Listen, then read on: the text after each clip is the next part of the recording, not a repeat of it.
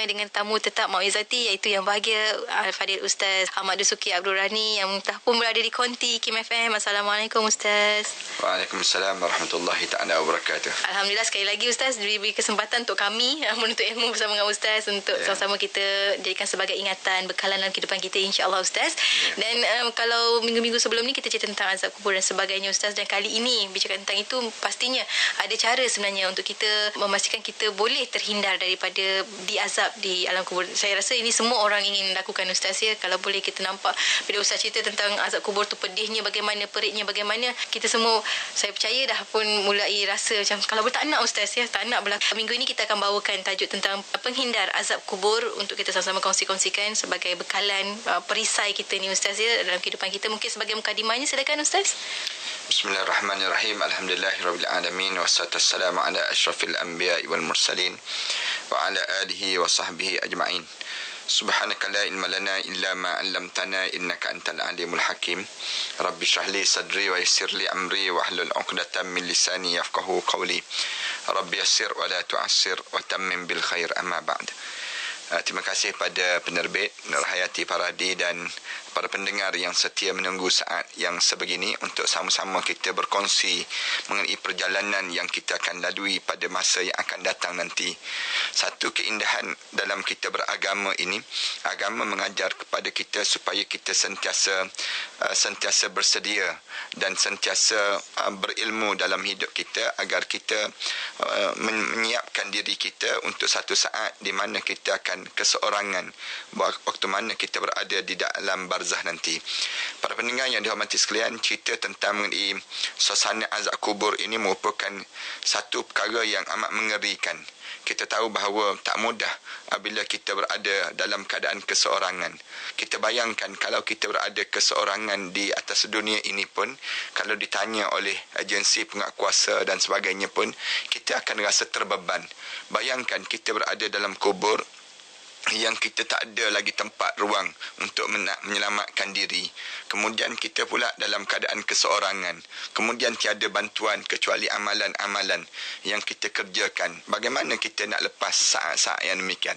Kerana kalau kita baca dalam hadis Rasulullah sallallahu alaihi wasallam, sahabat-sahabat yang soleh itu pun diuji dengan ujian-ujian yang dahsyat. Kita bincang pada pengajian pada pertemuan kita kali yang terakhir sebelum daripada ini, kita lihat contoh yang berlaku kepada Sa'ad bin Mu'az radhiyallahu anhu. Pun cukuplah di waktu mana Rasulullah sallallahu alaihi wasallam cerita di saat mana dia mula kena himpitan kubur itu, menyebabkan Sa'ad bin Mu'az ini apabila kena azab kubur sekali je kerana air kencing yang dia pernah kencing kemudian tak jaga kebersihan itu, Rasulullah sallallahu alaihi wasallam sebut diazab dia sehingga ia menjadi sehalus sebesar yang disebut dengan sehalus sehelai rambut, menjadikan sampai tahap demikian. Cuba bayangkan kita ini yang kita akan berada pada keadaan yang kita keseorangan di dalam kubur nanti untuk kita nak menghadapi saat-saat yang demikian. Ditanya soalan-soalan yang berat, yang ditanya penanya soalan pula yang disebut dengan malaikat munkar dan nakir, dalam keadaan yang cukup bengis, dalam keadaan yang wajah yang cukup menakutkan. Kita bayangkan suasana ini, suasana yang dalam keadaan yang mengerikan ini, lalu bagaimana kita nak hadapi keadaan-keadaan demikian. Lalu Rasulullah sallallahu alaihi wasallam dia ajar pada kita supaya kita lakukan beberapa amalan-amalan sewaktu mana kita hidup lagi, agar amalan-amalan ini kita tak terkena pada diri kita waktu mana kita dalam kubur nanti.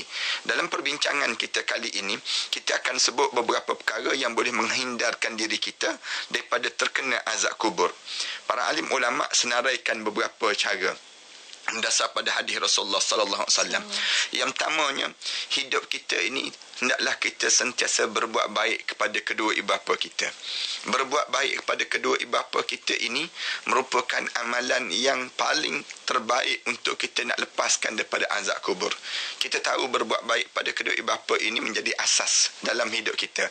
Maksudnya yang disebut dalam Al-Quranul Karim pun Allah Subhanahu Wa Taala sebut, wa qada rabbuka alla ta'budu illa iyyah wa bil walidaini ihsana. Dan sesungguhnya Allah Subhanahu Wa Taala ajar pada kita ni ni, hendaklah kamu berbuat baik pada kedua ibu bapa kamu.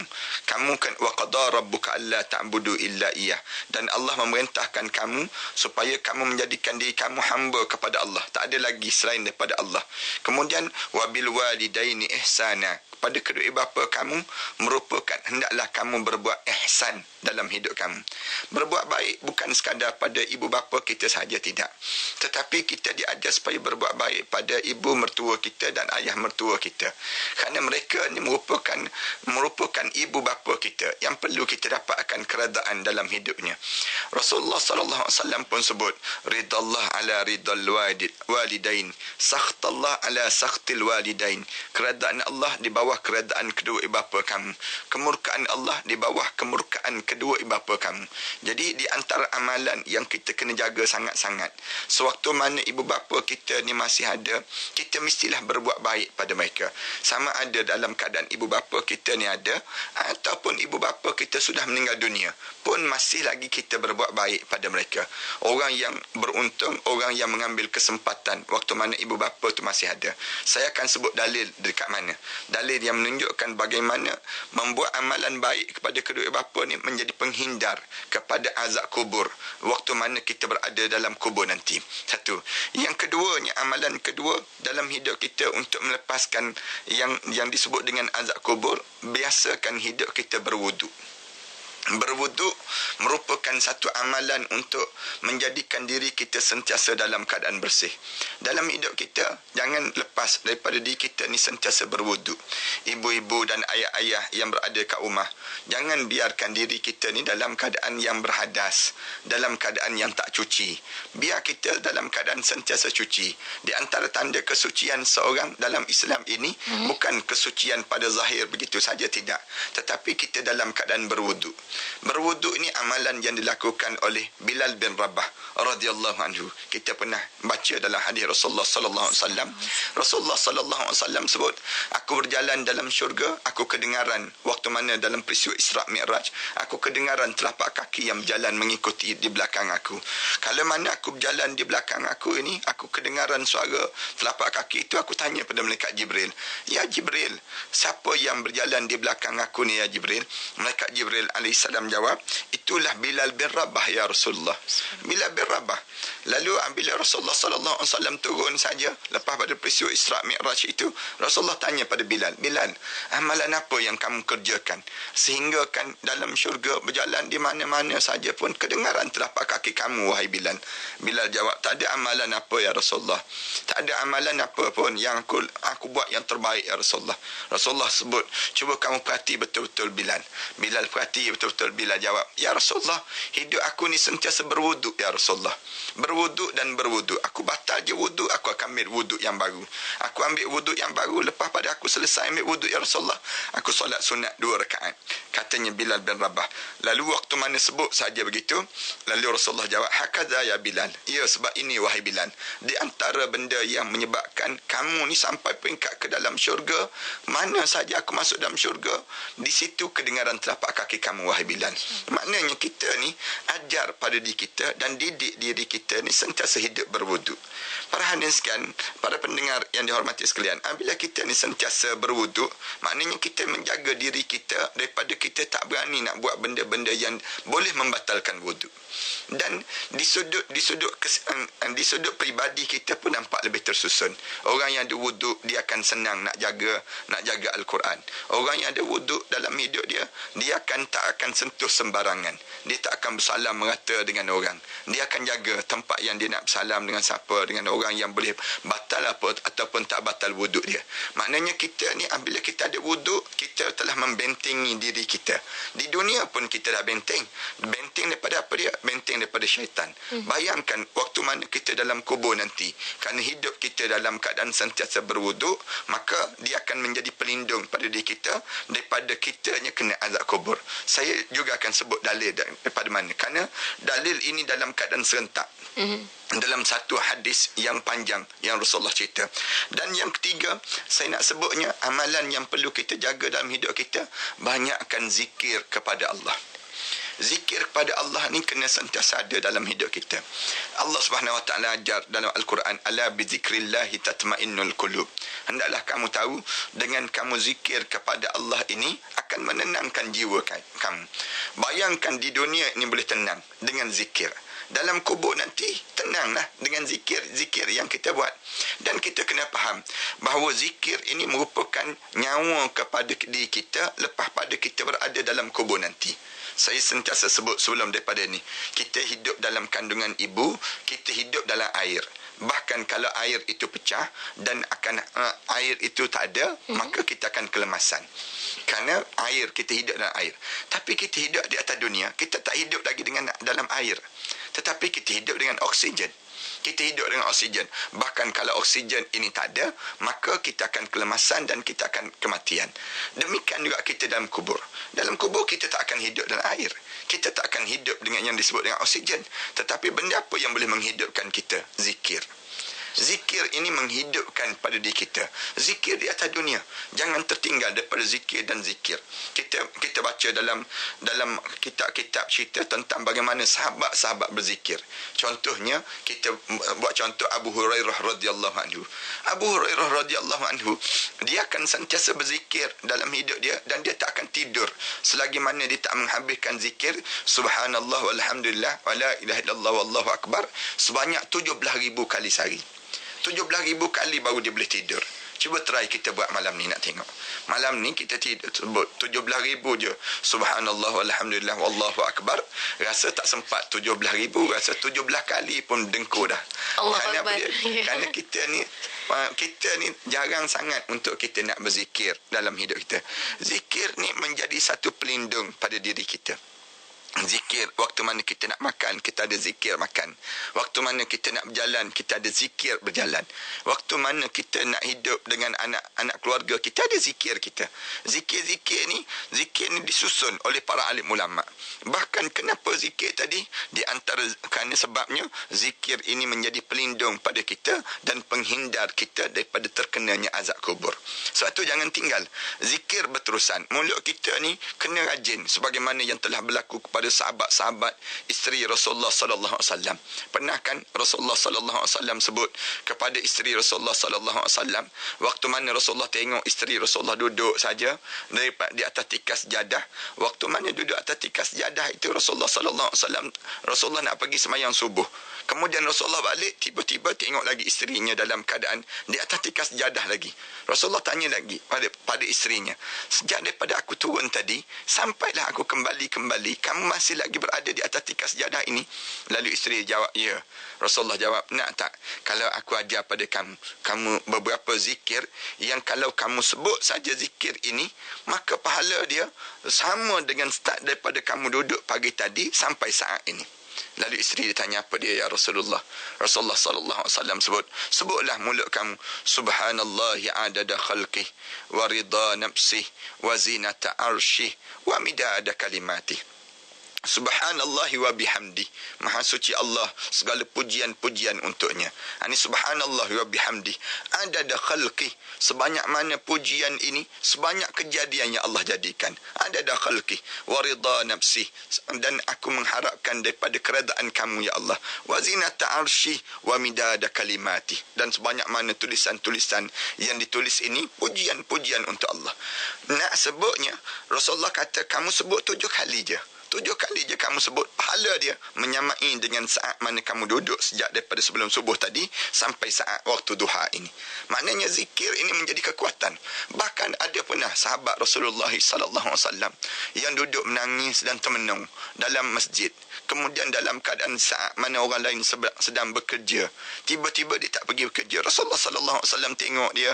Kemudian Rasulullah sallallahu alaihi wasallam pergi dekat dengan dia. Rasulullah tanya pada dia, kenapa dengan kamu sugul saja wajah kamu? Kemudian dalam keadaan kepenatan saja pada kamu ni, kenapa? Lalu sahabat tersebut sebut, ya Rasulullah, aku dibebani dengan hutang yang banyak Rasulullah. Aku dibebani dengan hutang yang banyak.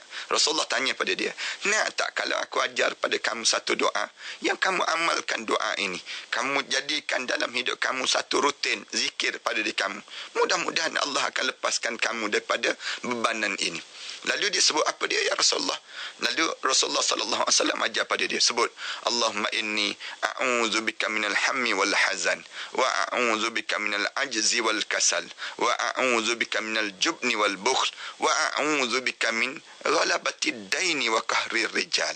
Ini Rasulullah sallallahu alaihi wasallam sebut. Kamu ulang, Allahumma inni a'udzubika minal hammi wal hazan. Ya Allah, jauhkanlah hidup aku ni daripada hidup ditekan dan dibebani, dan dalam keadaan yang aku ni jadi duka cita kerana tekanan dan bebanan hidup ini. Wa a'udzubika minal ajzi wal kasal. Ya Allah, jauhkanlah aku dan lindungilah aku daripada rasa mudi kita, ajzi wal kasal, rasa malas dalam hidup. Jadi payah kita kan ada kan demikian, bangun-bangun daripada tidur, celik-celik mata tengok muka pasangan hidup. Misal contoh, hidup lagi orang tua ni kita sebut. Nak sebutnya ni mudi kita. Dalam hidup kita ni ada perasaan-perasaan yang kita tak selesa, ajzi wal kasal, yang kita rasa malas dan juga letih dalam hidup kita. Kemudian yang ketiga, kemudian wa a'udzubika minal jubni wal bukhl. Lindungilah aku ya Allah daripada perasaan jadi kecut, pengecut dan juga jadi bakhil ya Allah. Jadi rasa kita ni jadi takut dengan sesuatu. Jubni wal bukhl, dan juga aku ni jadi dalam keadaan bakhil. Wa a'udzubika min ghalabatid daini wa qahrir rijal. Ya Allah, lindungilah aku daripada aku ni dalam keadaan ditekan, qahrir rijal. Aku ni dibelenggu dengan hutang yang banyak dan juga dalam keadaan tekanan ketua-ketua yang garang. Bahasa yang mudahnya demikian. Qahrir rijal, orang yang ada kuasa menekan pada aku pula ya Allah. Sahabat ni baca dan dia ulang. Disebutnya dalam satu riwayat yang lain mengatakan bahawa sahabat ininya bila diulang-ulang selama 7 hari dia buat demikian, bebaslah dia daripada bebanan hutang dan tekanan tadi. Maknanya dalam hidup kita, kalau di dunia ini zikir mampu melepaskan kita daripada tekanan-tekanan dan ujian-ujian hidup, bayangkan waktu mana kita dalam kubur. Dalam kubur nanti, zikir yang kita lakukan di dunia ini membantu pada kita dalam kubur nanti. Oleh demikian para pendengar, jangan berhenti daripada kita mengulangi doa-doa dan zikir-zikir di dunia ini. Kerana kesempatan kita ada di dunia ini seketika saja, sekejap saja.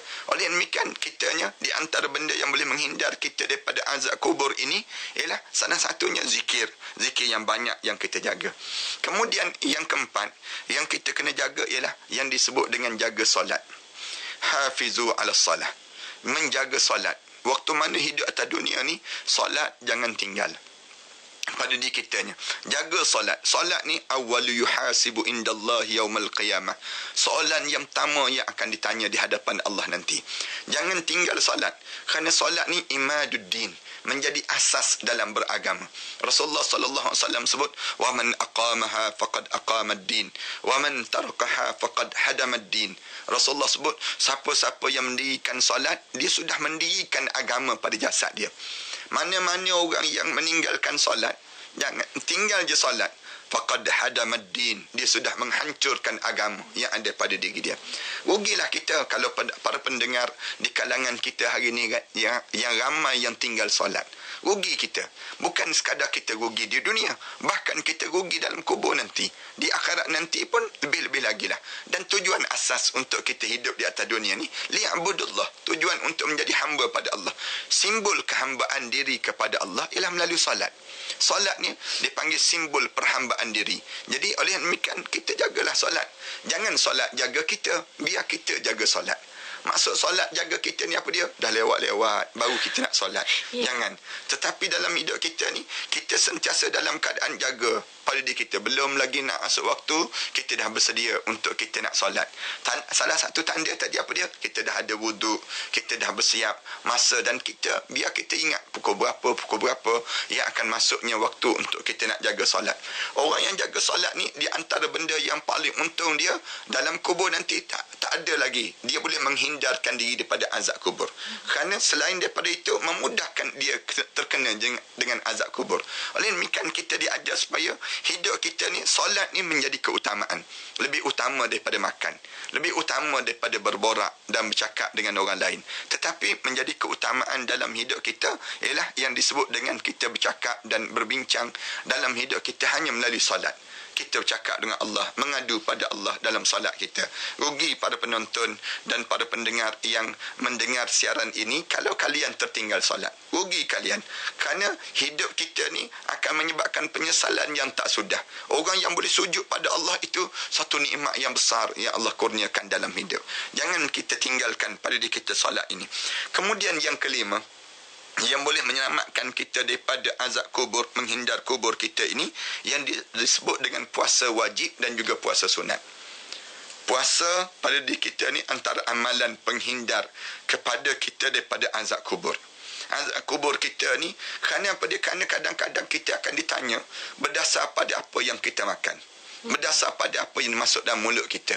Tetapi apabila kita puasa, dan puasa ini akan menjadikan kekenyangan kita waktu mana kita dalam kubur nanti. Jadi oleh demikian Islam galakkan supaya kita puasa pada hari-hari putih. Misal contohnya 13, 14, 15 setiap bulan. Kita diajar supaya kita puasa setiap mengikut kalender qamari. Kalau kita sempat 13, 14, 15 kita puasa. Kalau kita kata kita mampu lebih daripada itu, kita ambillah puasa pada Isnin Khamis. Kalau kita rasa kita mampu lebih daripada itu lagi, diajar supaya kita puasa sebagaimana Nabi Allah Daud alaihissalam puasa.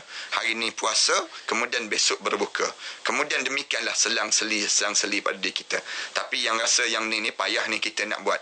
Kita Isnin Khamis pun kita susah. Apatah lagi kita nak jaga yang disebut dengan amalan yang lain. Tapi cubalah kita cuba bina di kalangan kita supaya bila kita bina awal-awal di dunia ini, dan nanti kita tak akan menyesal dalam kubur nanti. Kemudian yang seterusnya di antara amalan yang diajar supaya kita boleh jaga lagi ialah bersegera dalam kita mandi janabah. Mandi janabah ni maksudnya mandi junub di kalangan setengah di kalangan kita. Jangan lewat-lewatkan dan jangan tangguh-tangguhkan mandi tersebut. Sebab ada orang yang menangguh-nangguhkan. Di antara orang yang menangguh siapa dia? Orang yang perempuan yang uzur. Kemudian dia lewat dalam dia nak menjaga mandi tadi. Terutama bila saya nak sebut contoh orang yang berkerjaya. Orang yang seorang perempuan yang berkerjaya. Dia nak jaga yang dinamakan dengan mandi janabah ini, dia susah. Kerana kadang-kadang darah kotor tadi kering pada pukul 12 tengah hari. Kemudian dia berada di kerjaya tempat masing-masing. Dia tak mandi lagi, dah masuk waktu zuhur. Dia tinggal waktu zuhur. Kemudian lepas pada itu tunggu waktu asar. Lepas asar baru dia balik ke rumah. Lalu waktu bila dia akan mandi? Waktu itu dia akan tertinggal. Tertinggal ini yang menyebabkan dia senang untuk kena azab kubur. Senang azab kubur itu terjadi. Ini satu benda yang kita kena faham. Ada setengah-setengah di kalangan kita, dia tak rasa bahawa mandi janabah ini menjadi keutamaan pada dia. Dah kering dah, dia biarkan 2-3 hari baru dia nak mula mandi. Satu benda yang tak sepatut berlaku di kalangan kita. Tetapi kita kena segera. Jangan lewat. Kerana bila kita lewat, lagi lewatlah kita untuk kita nak dekat dengan Allah. Tetapi apabila kita segera untuk kita mandi janabah, waktu tersebut peluang untuk kita dekat dengan Allah semakin dekat. Sebab itulah ada setengah-setengah. Sama juga dengan orang yang bersama suami isteri. Dia kena jangan lewat-lewatkan. Kerana lewat-lewatkan ini menyebabkan pada diri dia akan terlewat untuk pada diri dianya, untuk diri dianya dekat diri dia dengan Allah. Sebab itu Islam suruh mandi cepat-cepat. Mandi ini untuk membersihkan kembali dan dia berada dalam keadaan suci di sisi Allah Subhanahu Wa Taala. Ini di antara amalan yang boleh menghindarkan lagi. Kemudian seterusnya kita melakukan yang ketujuhnya, benda amalan yang boleh kita jaga ialah kita melaksanakan haji dan juga umrah. Ini di antara amalan yang boleh menghindar seorang tersebut daripada yang namakan dengan azab kubur. Haji dan umrah. Dalam hadis Rasulullah sallallahu alaihi wasallam, tatkala mana orang pulang daripada melaksanakan haji, Rasulullah kata, laisal jazaa illa al-jannah. Al-hajjul mabrur laisal jazaa illa al-jannah. Haji yang mabrur tak ada balasan kecuali syurga Allah Subhanahu Wa Taala. Dalam hadis yang lain Rasulullah sallallahu alaihi wasallam sebut, setiap kali mana kamu pulang daripada melaksanakan ibadah haji ataupun umrah, macam kamu keluar baru lahir daripada kandungan ibu kamu. Maksudnya dalam keadaan kamu fitrah, dalam keadaan bersih. Ini gambaran yang perlu kita buat. Dalam hidup kita, kalau kita ada peluang dan rezeki yang Allah bagi pada kita, musim-musim cuti begini pula, di antara amalan yang kita boleh buat ialah melaksanakan ibadah umrah. Kemudian kita buat itu bukan nak beli jubah, tak. Bukan kerana nak beli kurma banyak-banyak dan itu saja, tidak. Tetapi yang kita kena faham, bahawa melaksanakan ibadah umrah dengan tujuan untuk kita menunjukkan diri kita ni hamba kepada Allah. Betul-betul kita mukhlisina lahuddin, ikhlas dalam beragama. Ini benda yang penting pada diri kita dipanggil demikian. Kemudian yang ke-8 di antara amalan penghindar daripada azab kubur seorang ini ialah kita menyambungkan silaturahim. Jangan sekali-kali kita putuskan silaturahim di kalangan kita. Para pendengar yang dihormati sekalian, sambung silaturahim. Jangan bermasam muka sesama kita. Jangan biarkan lebih pada 3 hari dan 3 malam. Rasulullah sallallahu alaihi wasallam sebut, siapa-siapa yang mati dalam keadaan dia memutuskan silaturahim, dia tak akan masuk dalam syurga Allah. Rasulullah sallallahu alaihi wasallam sebut dalam hadis Rasulullah, la yadkhulul jannah man qati'ur rahim. Tak akan masuk syurga bagi orang yang memutuskan silaturahim. Bahkan Rasulullah pesan, kalau kamu nak marah pada seorang pun jangan lebih pada 3 hari 3 malam. Rasulullah kata, la yahillu li muslim an yahjur akhahu fawqa salayalin yaltaqiyan fayuridu hada wa yuridu hada wa khairuhum alladhi yabda'u bisalam.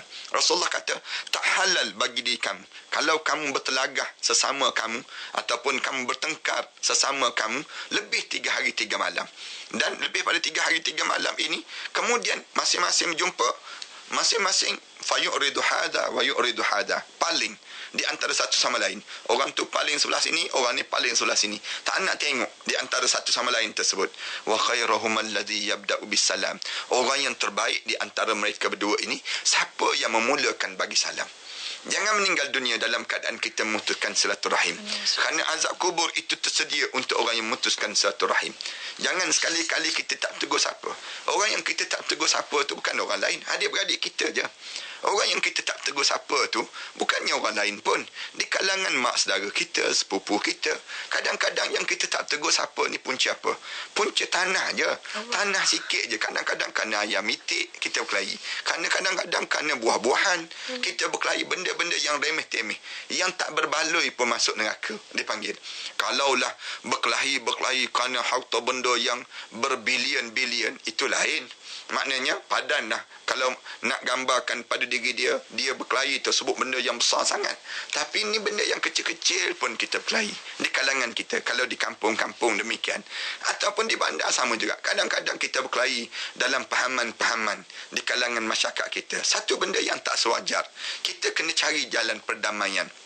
Fa'aslihu baina akhawaikum. Kamu hendaklah damai di kalangan orang yang bertelagah sesama kamu. Jangan biarkan pertelagahan itu menjadi berpanjangan. Islam suruh kita ni hidup dalam keadaan rukun. Bila kamu sebut saja dalam keadaan kamu ni Islam, kamu mesti adik-beradik di antara satu sama lain. Kamu tak boleh menganggap bahawa dia ni musuh kamu. Dia ni orang yang seteru dengan kamu. Jangan. Tetapi apabila kita ni secara dalam hidup kita, apabila kita mengucap, kita adik-beradik di antara satu sama lain. Innamal mu'minuna ikhwatun. Orang mukmin ni adik-beradik, kata Rasulullah dalam Al-Quran Karim ajar pada kita. Oleh kerana adik-beradik, sampai hatikah kita nak buat khianat pada sama-sama adik-beradik? Tentu tak sampai hati. Oleh demikian kita sambung silaturahim.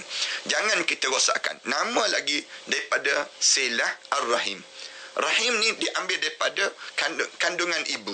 Ibu yang rahim tadi. Dan orang perempuan je mempunyai rahim. Kita pun datang daripada yang disebut daripada satu rahim. Daripada mana? Adam dan juga Hawa. Kita datang daripada situ. Oleh demikian, kenapa kita nak berkelahi sama-sama kita sehingga kan menghancurkan perpaduan dalam hidup kita? Satu benda yang tak sepatut. Dalam Islam suruh mari kita damaikan, kita balikkan balik perpaduan di kalangan kita untuk kita nak selamat bukan di sini, kita nak selamat di sana nanti bila kita dalam kubur nanti. Nah, kemudian yang ke-9 saya nak sebut bagaimana Allah jadikan kelebihan kepada orang yang hidup dalam keadaan suka bersedekah di atas dunia akan menghindarkan dia daripada azab kubur. Bersedekahlah biar banyak. Dalam hidup kita ni, jangan kita kedekut. Jangan kita menjadi penyayang pada harta benda. Jangan. Tetapi jadikanlah dalam hidup kita ni orang yang suka berinfak dan berinfak di jalan Allah. Menggunakan peluang-peluang yang Allah bagi pada kita, rezeki yang Allah kurniakan untuk kita gunakan di jalan Allah. Ini satu benda yang kena baik dalam hidup kita. Kena sentiasa bertambah dan bertambah. Lagi dekat dengan kematian, lagi banyak infak kita. Sebab orang dekat nak mati, di antara amalan yang dia nak buat ialah bersedekah aja. Amalan yang dia nak lakukan. Laula akhartani ila ajalin qarib fa asaddaqa wa akun minas salihin. Kalaulah Allah boleh tangguh sekejap, jangan bagi mati lagi. Nak buat apa dia? Nak bersedekah dia Allah, wa akun minas salihin, dan nak menjadi hamba Allah yang saleh dalam hidup dia. Dan yang akhir sekali dalam perbincangan kita ini yang disebut dengan amal ma'ruf nahi munkar. Lakukanlah dalam hidup kita ni yang disebut dengan menyuruh orang berbuat baik dan mencegah orang daripada melakukan kemungkaran. Di antara amalan yang boleh menghindarkan kita daripada azab kubur. Di antara amalan-amalan yang kita kena jaga sangat. Ni semua ni datang dalam menunjukkan bahawa dalam hidup kita jangan sekali-kali kitanya nak suruh orang je berbuat baik, tetapi kita sendiri tak cegah kemungkaran, tak boleh. Dalam Islam suruh hidup kita ni suruh orang berbuat baik, dalam masa yang sama cegah kemungkaran. Ibnu Abbas sebut dalam kata-kata Ibnu Abbas, dia kata ada 3 amalan yang mesti diikuti dengan setiap satu amalan itu. Kalau tidak dibuat satu lagi amalan itu, maka tidak dipandang dan diterima di sisi Allah. Apa dia? Yang pertama, kita taat pada perintah Allah, dalam masa yang sama berbuat baik pada kedua ibu bapa. Yang kita kena faham. Ibn Abbas sebut demikian.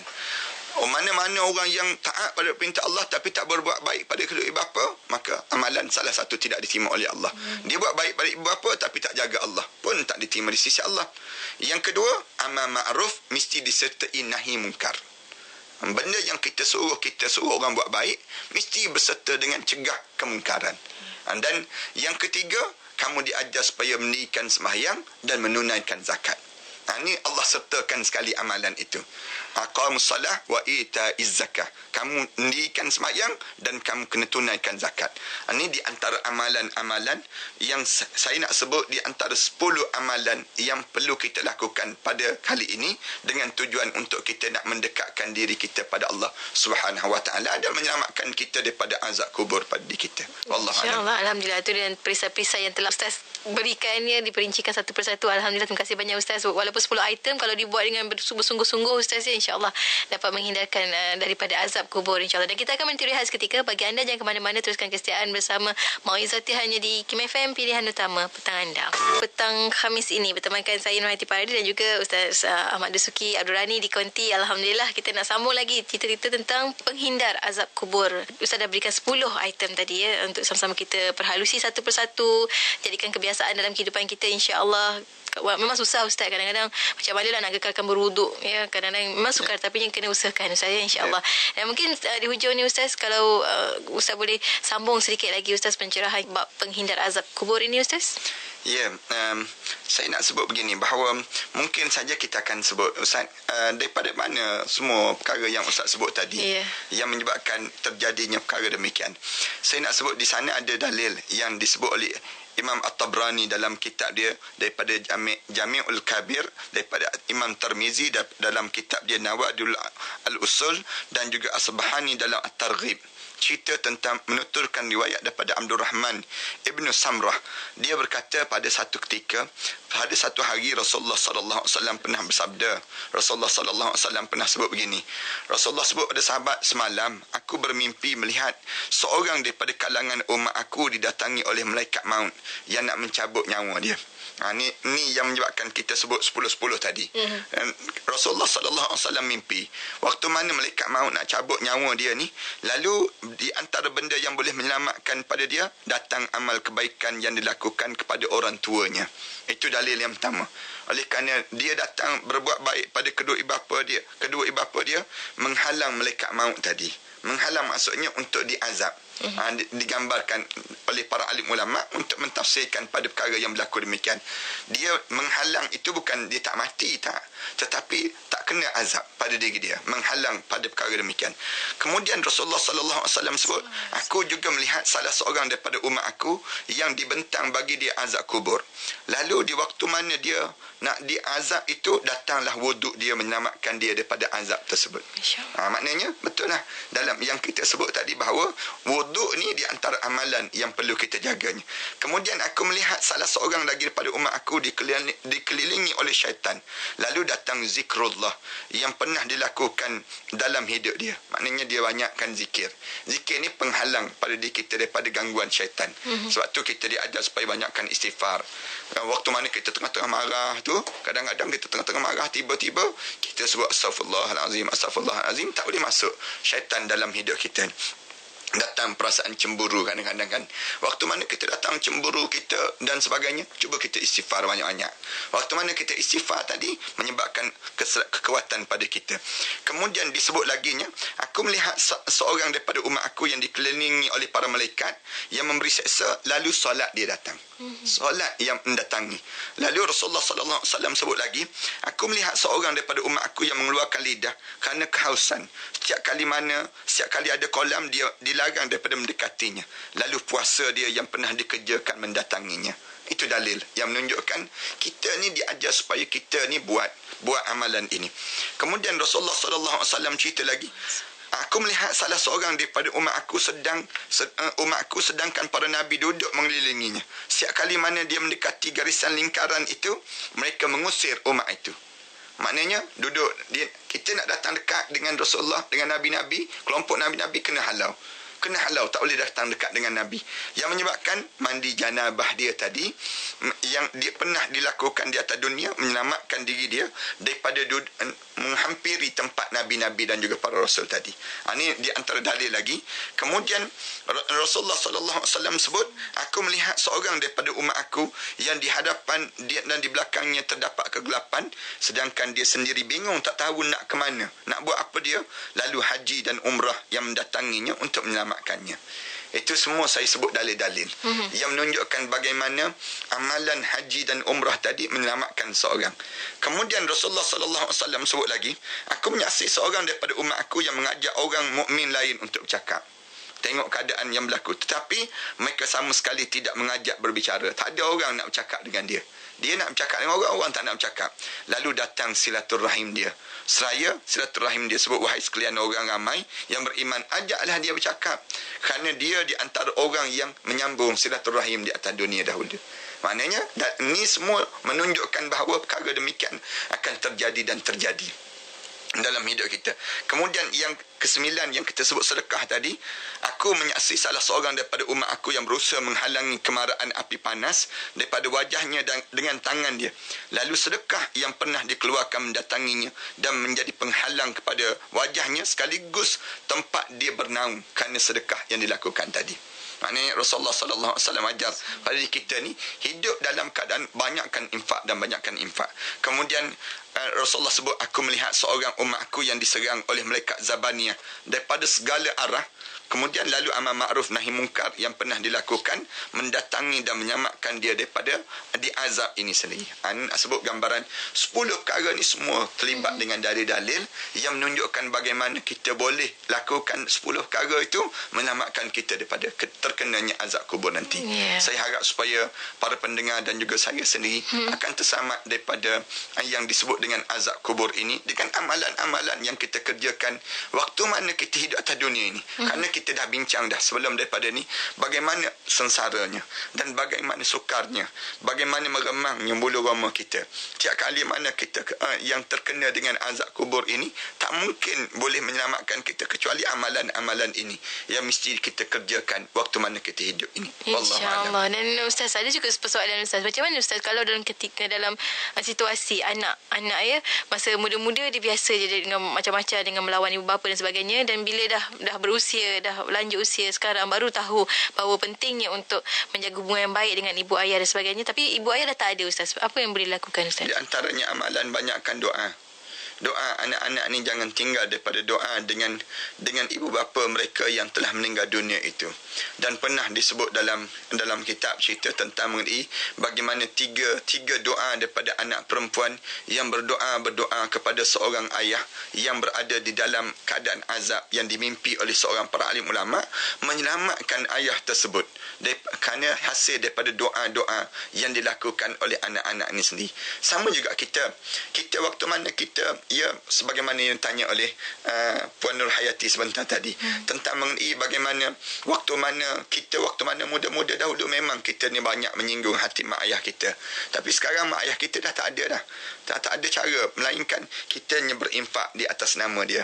Kemudian kitanya bersedekah di atas kebaikan-kebaikan yang kita lakukan ini, niatkan untuk arwah ayah kita, niatkan untuk arwah ibu kita. Kemudian sama juga dengan doa kita. Doa ni memang tak tertolak. Dalam hadis Rasulullah sallallahu alaihi wasallam sebut, waladin salih yad'uhu lah. Anak yang soleh yang mendoakan pada kami. Anak yang soleh ni bila? Kadang-kadang kita tak soleh waktu mana dia ada. Tetapi waktu mana dia tak ada, baru kita menjadi soleh. Jadi sekarang, apabila kita dah soleh dah sekarang, doa-doa kita ni jangan tinggal lah. Jangan berhenti. Tiap kali mana kita menadah tangan di penghujung dalam hidup kita, waktu mana solat kita dan sebagainya, sebut Rabbighfirli warhamni, Rabbighfirli wali walidayya warhamhuma kama rabbayani saghira. Wahai Tuhanku, tolong ampunkanlah dosa saya, kemudian dosa kedua ibu bapa saya. Tolong rahmatilah kedua ibu bapa saya sebagaimana dia telah merahmati saya waktu mana saya kecil-kecil dahulu. Ini benda yang kita kena buat. Dan jangan sekali-kali kita lepaskan peluang demikian. Yang satu. Yang kedua, sambungkan silaturahim di antara kawan-kawan arwah ayah ataupun arwah ibu yang telah meninggal dunia. Jangan tertinggal pada kita. Para pendengar, telefon tanya khabar, apa khabar makcik kawan arwah ayah saya kan, pakcik kawan arwah ayah saya kan, saya ni sekadar nak sambungkan silaturahim saja. Ini benda-benda yang perlu kita lakukan sebagai seorang anak, dan keuntungan ini akan dapat pada anak-anak itu sendiri, pada yang disebut dengan yang telah meninggal dunia tadi. Wallahu a'lam. Alhamdulillah. Dan sedikit kesimpulan Ustaz untuk pertemuan kita minggu ini. Para pendengar yang dihormati sekalian, di antara perkara yang perlu kita minta jauh sangat dalam hidup kita sebut dalam doa kita, Allahumma inni a'udzubika min azabil qabr wa azabin nar. Dalam banyak-banyak doa kita sebut Allahumma inni, wahai Tuhanku, a'udzubika, lindungilah aku dalam hidup aku ni, min azabil qabr, daripada azab kubur dan juga azab api neraka Allah Subhanahu wa taala. Ini di antara yang kita kena sentiasa baca doa. Kerana doa ni mukhul ibadah, otak kepada ibadah. Dan juga doa silahul mukminin, senjata yang paling ampuh bagi orang mukmin. Jadi sebelum daripada kita kesunyian, keseorangan dalam kubur nanti, baik kita berdoa awal-awal untuk diri kita sekarang. Kita berdoa, ya Allah, jangan kamu jadikan kubur aku ni di antara kawah-kawah neraka. Jadikan kubur aku ni di antara pada taman-taman syurga. Kalau kita ada masa, kita pergi duduk di kawasan-kawasan kubur mukmin. Duduk di kawasan itu, baca doa-doa. Sebut, ya Allah, tolong jadikanlah kubur aku di antara taman-taman syurga, ya Allah. Jangan kamu jadikan kubur aku di antara kawah-kawah neraka, ya Allah. Bawa anak-anak kita musim-musim cuti sekolah ni, masukkan dalam program cuti kita, untuk dimasukkan dalam senarai orang yang kita bawa ke mana? Salah satunya ke kuburan, untuk melihat bagaimana sunyinya kubur di waktu mana kita kesendirian nanti. Anak-anak kita ni dia dah belajar dah daripada kita, dan dia akan melihat amalan-amalan apa yang patut dilakukan lepas pada ketiadaan kita nanti. Wallahu a'lam. Alhamdulillah. Terima kasih banyak Ustaz atas pencerahan. InsyaAllah minggu hadapan panjang usia kita akan bersama lagi Ustaz. Assalamualaikum. Waalaikumsalam warahmatullahi taala wabarakatuh.